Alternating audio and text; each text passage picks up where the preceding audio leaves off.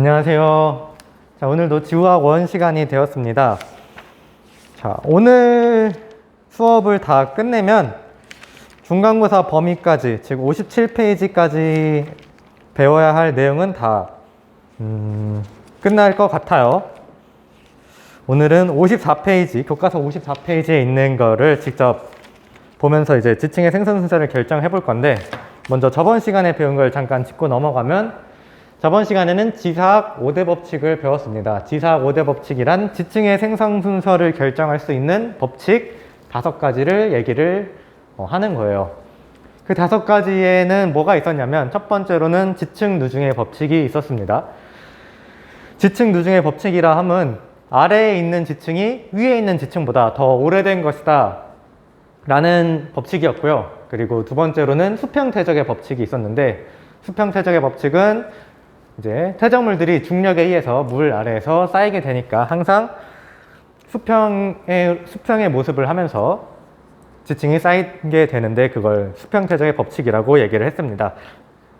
그리고 세 번째는 동물군 천위의 법칙이었는데요. 이거는 그러니까 더 오래된 지층이랑 최신 지층을 비교를 하면, 그 두 지층에서 만약에 생물 화석이 발견된다고 했을 때, 더 최신의 지층에서, 최근의 지층에서 더 진화되고 복잡한 생물의 화석이 나타난다. 그래서 이 화석을 서로 비교하면 멀리 떨어진 지층도 언제 뭐가 더 먼저 생겨났는지, 뭐가 더 나중에 생겨났는지를 비교할 수 있겠구나 라는 것이 바로 동물군 천위의 법칙이었습니다.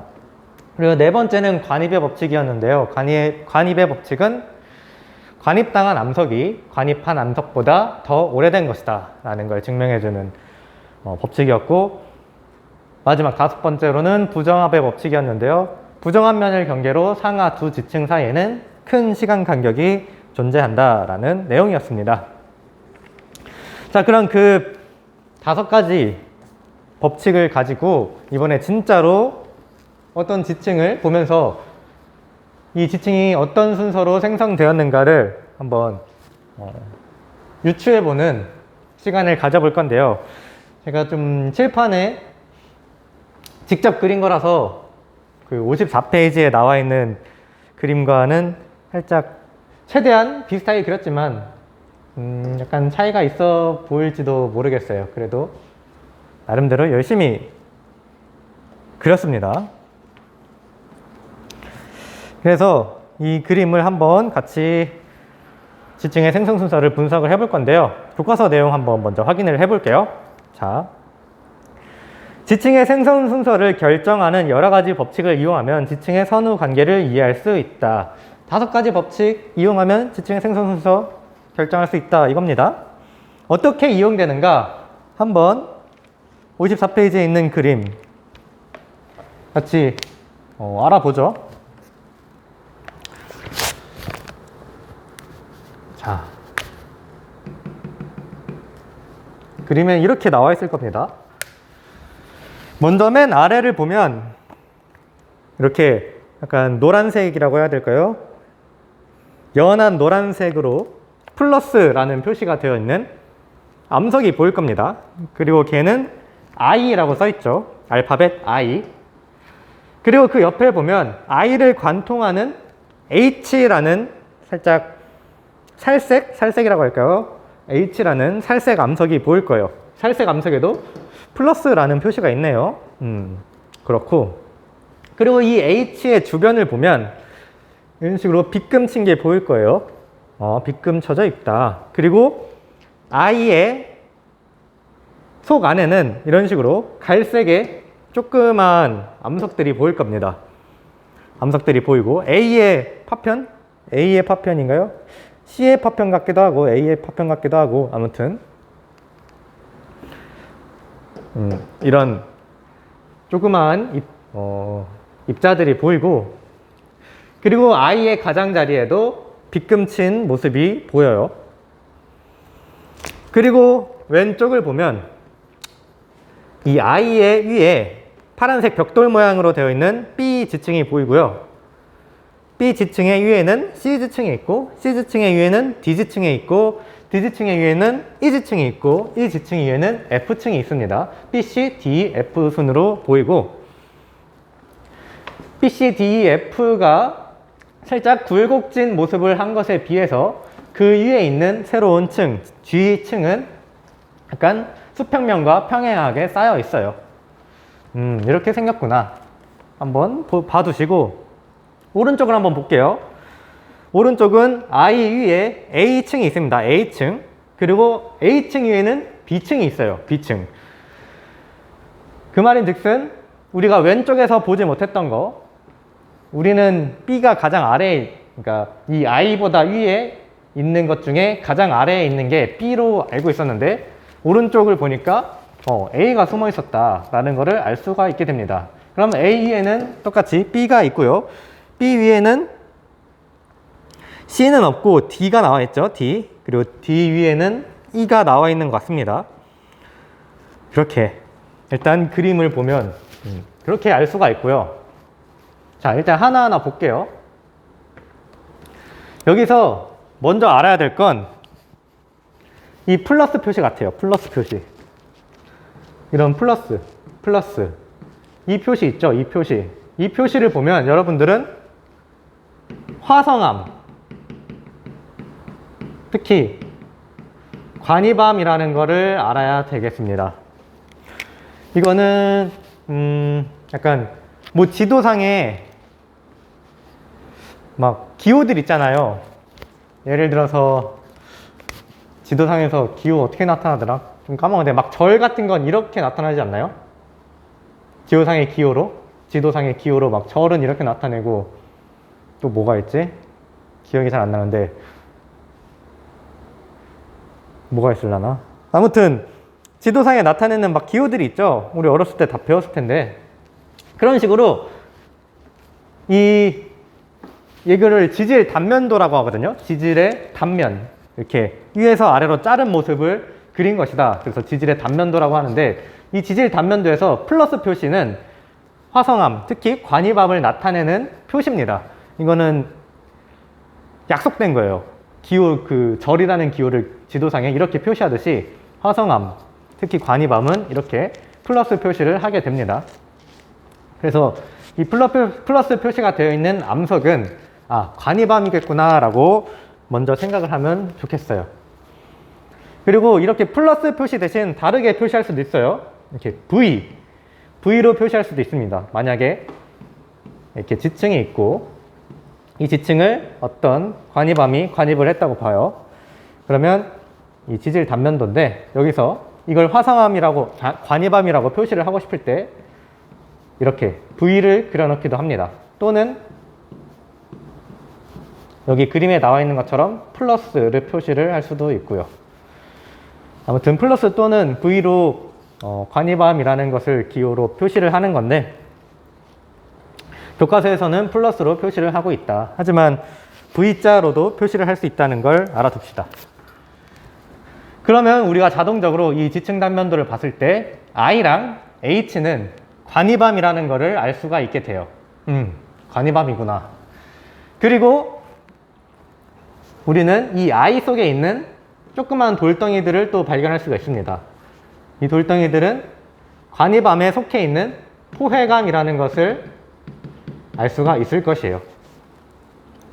관입과 포획을 다 배웠죠? 관입할 때 암석 부스러기들이 이렇게 떨어져 나와가지고 마그마 속에 유입되면 그것이 포획암으로서 남게 된다라고 배웠습니다. 특히 이 포획암은 빨갛게 그렸는데 C 또는 A 같아요. 근데 C가 더 맞는 것 같죠? C가 A보다는 C랑 더 가깝게 생긴 것 같아요. 이 포획암은. 아무튼 C의 포획암이 이 I층에 들어 있습니다. 그걸 발견할 수가 있고요. 그리고 이 I랑 H의 주변부를 한번 보세요. 이렇게 빗금 쳐져 있지 않습니까? 빗금. H의 주변부, I의 주변부 다 빗금 친 걸 볼 수 있어요. 이 빗금은 이런 빗금은 변성된 부분을 표시해요. 이 마그마는 온도가 높기 때문에 주변 암석에서 접촉 변성 작용이 일어난다고 제가 설명을 했죠.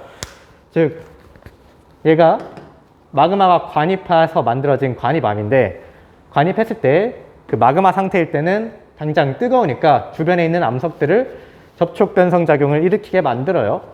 그거를 표시해 놓은 게 바로 이 빗금입니다. 그러면 이 자료들, 이러한 내용들을 토대로 보면 I랑 H가 관입암이라는 걸 알 수가 있고, I가 C를 관입했구나 라는 것도 이 포획암으로서 알 수가 있겠습니다. 그러면 적어도 이 I는 C보다는 나중에 생긴 거죠.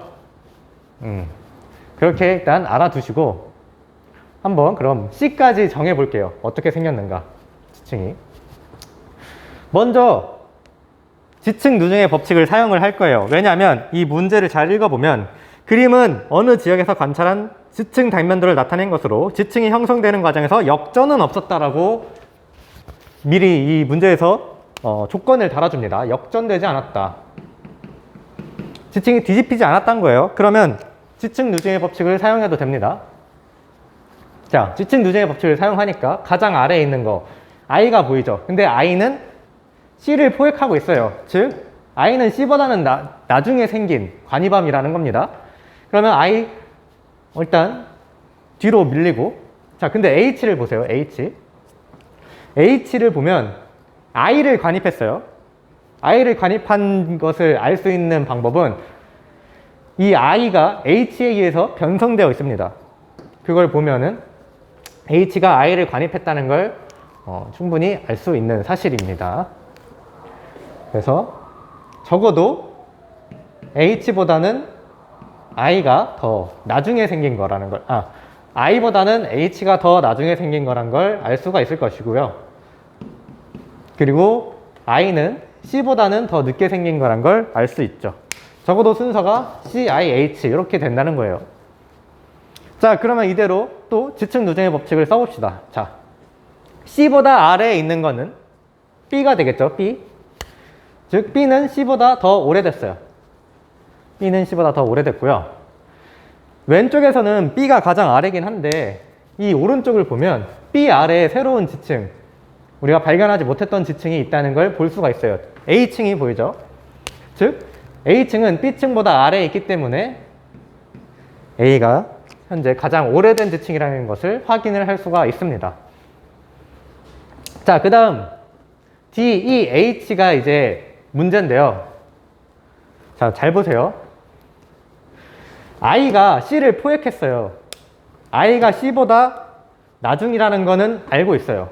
자, 근데 I가 DEF랑 비교했을 때는 과연 뭐가 먼저 생성된 것이냐, 어떻게 구별을 하느냐, 여기가 좀 어려울 텐데,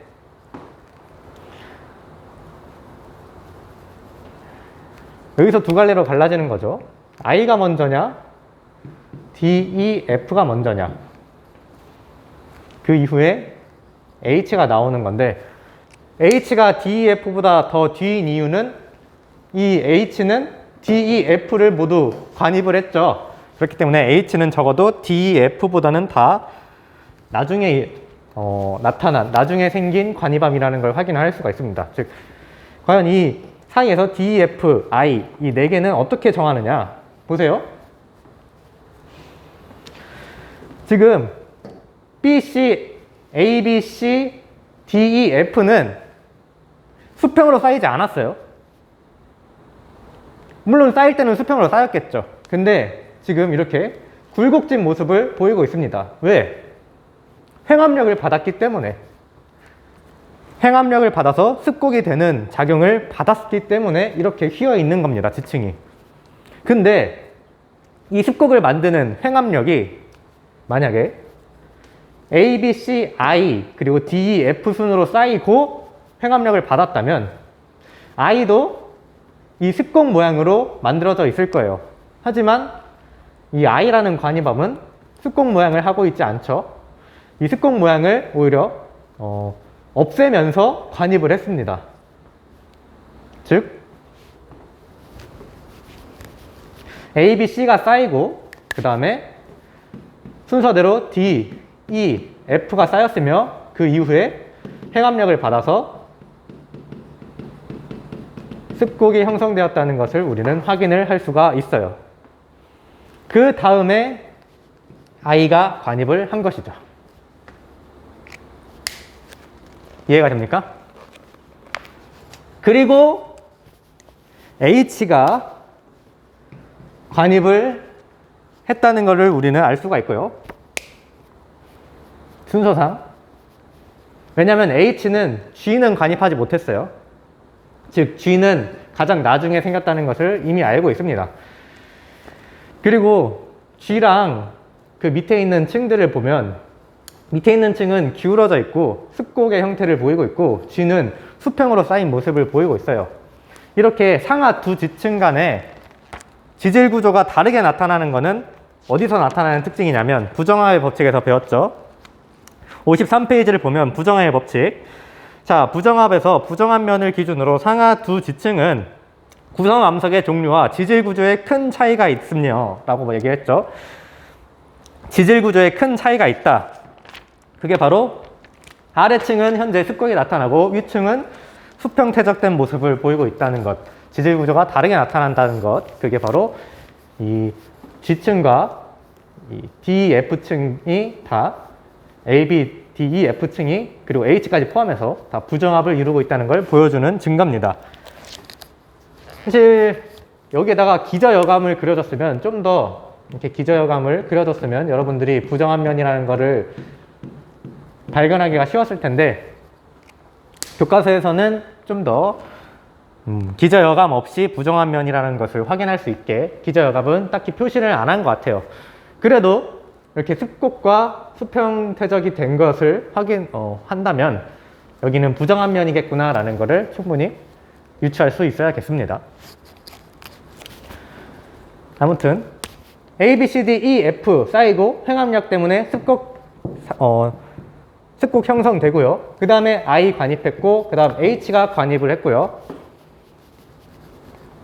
관입이라고 쓸게요. I 관입 그리고 H 관입 그리고 부정한 면이 생기고 그리고 G가 쌓인 거죠. 이런 순서입니다. 이런 순서. 자, 근데 여기서 빠뜨린 게 있어요. 빠뜨린 거. 빠뜨린 게 뭐냐? 지금 H끼리 몸통이 지금 갈라져 있죠? 이렇게 갈라진 거. 지층이 서로 면이 갈라지게 되고 서로 지층이 움직이게 된 거, 이동이 일어난 거, 그런 걸 뭐라고 했습니까? 어떤 지질 구조인데? 바로 단층이라고 부르죠. 단층. 그러면 이 지층에서 나타나는 단층은 역단층인지 정단층인지 한번 볼게요. 자, 갈라진 면을 경계로 이걸 전 미끄럼틀이라고 생각한다고 했죠. 미끄럼틀은 아래서 타지 않고 위에서 탈 겁니다. 즉 이 미끄럼틀의 위에 있는 애가 상반이 됩니다. 윗상자를 쓰는 거죠. 윗상반, 아무튼 그러니까 미끄럼틀 위에, 이 단층면 위에 있는 게 상반, 아래에 있는 게 하반이 되는데 이 상반이 하반에 비해서 원래는 H가 이어져 있는 모습인데 이어져 있지 않고 내려와 있죠. 즉 상반이 내려온 모습인 겁니다. 상반이 내려왔다. 우리가 상상력으로 기억을 했죠. 상상력. 상반이 상승하면 역단층. 지금 상반이 상승하면 역단층인데 이런 경우에는 상반이 하강을 했죠. 상승이 아니라. 그러면 당연히 역단층이 아니라 정단층이라고 보면 될 겁니다. 그래서 정단층이 일어났고 얘는 왜 일어났냐면 장력이 작용해서 정단층이 생긴 거죠.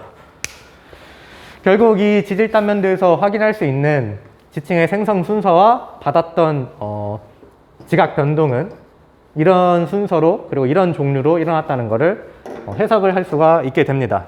그러면 교과서에다가 이제 답을 한번 해볼게요. 지층이 오래된 순서로 나열해보자 하면 A, B, C, D, F, I, H, G고요. 1번은 A, B, C, D, E, F, I, H, G 요 순서.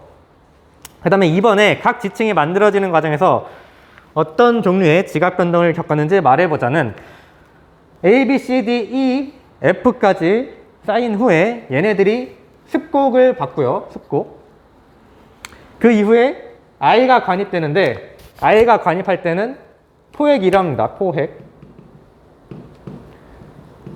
관입과 포획이 같이 일어난다. I가 관입할 때는. 그 이후에 H가 관입을 했고요. 그 다음에 정단층, 장력이 작용해서 정단층이 생겼고, 마지막으로 이 지층들이 침식을 당하고 침강을 해서 다시 퇴적이 일어나는 부정압이 발견이 되겠습니다. 정리하면 이렇게 쓰면 될 것 같아요. A, B, C, D, E, F 그리고 횡압력을 받아서 습곡, 그 다음에 I가 관입되고 그때 포획도 같이 일어났고 그 후에 H가 관입했고 그 다음에 장력이 작용해서 정단층이 생기고 그리고 부정압이 생긴 후에 G 지층이 쌓였다. 이렇게. 3번은 이제 어려웠던 점 각자 생각을 해보시고요. 4번 지층의 생성 순서 및 지각 변동의 종류를 알아야 되는데 사용한 법칙은 무엇인지 토의해보자. 여기서 사용한 법칙 다 얘기해 볼게요. 자, 일단 지층이 역정되지 않았으니까 아래서부터 순서대로 우리는 지층의 순서를 결정했죠. 즉 지층 누중의 법칙 사용했습니다.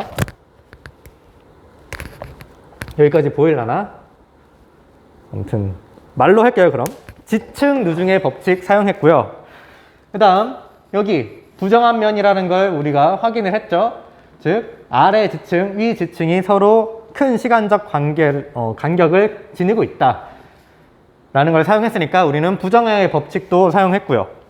그 다음에 I랑 H가 관입을 해가지고 적어도 이 관입 당한 암석들보다는 더 나중에 생성된 것이다 라는 관입의 법칙도 사용을 했고요. 그리고 마지막으로 이 원래 지층들이 수평으로 쌓였을 테지만 이렇게 휘어진 습곡 형태를 보여준다 또는 단층이 일어난 모습을 보여준다 라는 건 이 지질 단면도에서 지각 변동이 일어났다는 것을 우리는 유추를 했기 때문에 이 그림에서 우리는 수평 퇴적의 법칙을 사용해서 그런 지각 변동의 현상을 발견해낼 수 있었기 때문에 수평 퇴적의 법칙도 사용을 한 겁니다. 그러면 지사학 5대 법칙 중에 사용하지 않은 건 단 하나뿐인 거죠. 그게 뭐냐면 동물군 천이의 법칙, 그거 하나만 안 썼습니다.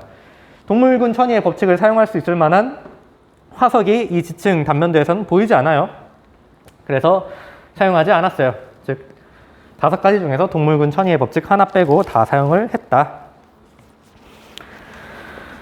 자, 그러면 교과서로 마무리하겠습니다. 54페이지 맨 아래에 자, 과학자들은 현재 일어나는 지작적 현상과 지층에 남아있는 흔적들을 관찰해서 지구의 역사를 해석하는 기본적인 법칙을 밝혀냈다. 이렇게 지층의 순서를 결정하는 데 이용하는 법칙을 지사법칙이라고 하고요.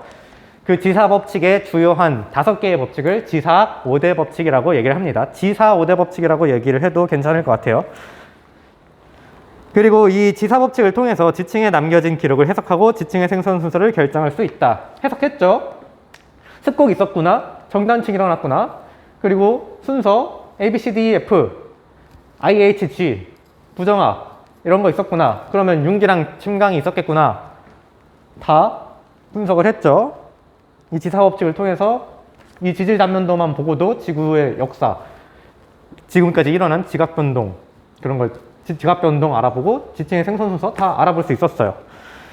자, 이게 중요한데 그러나 우리는 그냥 생성 순서만 결정했을 뿐이에요.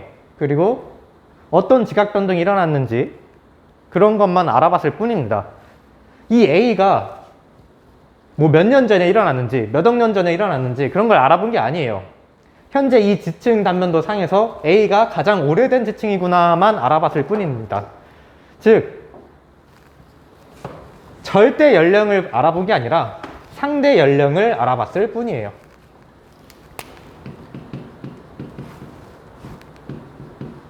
그러니까 절대적인 나이, 저 사람이 몇 살이다 라고 알아본 게 아니라 저 사람은 저 사람보다 늙은 것 같네, 저 사람은 저 사람보다 젊은 것 같네, 이렇게 상대적인 비교만 했을 뿐입니다.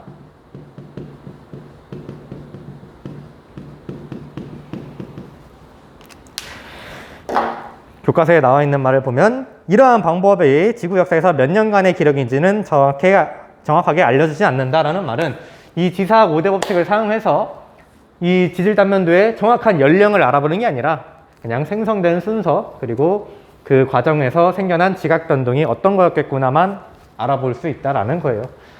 지사학 5대 법칙을 사용해서 진짜 얘가 몇 년 되는가 그런 걸 알아볼 수는 없다라는 얘기입니다. 자, 그러면 55페이지, 56페이지, 57페이지는 가볍게 여러분들이 보면서 복습해 보시고요. 이렇게 지층의 생성 순서, 이 교과서 내용 정도만 파악할 수 있으면 충분하지 않을까 싶습니다. 그리고 추가적으로 이제 화석까지 한번 동물군 천위의 법칙까지만 사용할 수 있다면 완벽할 것 같고요. 이제 다음 시간에 시험 보기 전에 1시간이 남는데, 그때는 제가 EBS로 올린 부분 있죠? 16부터 18페이지.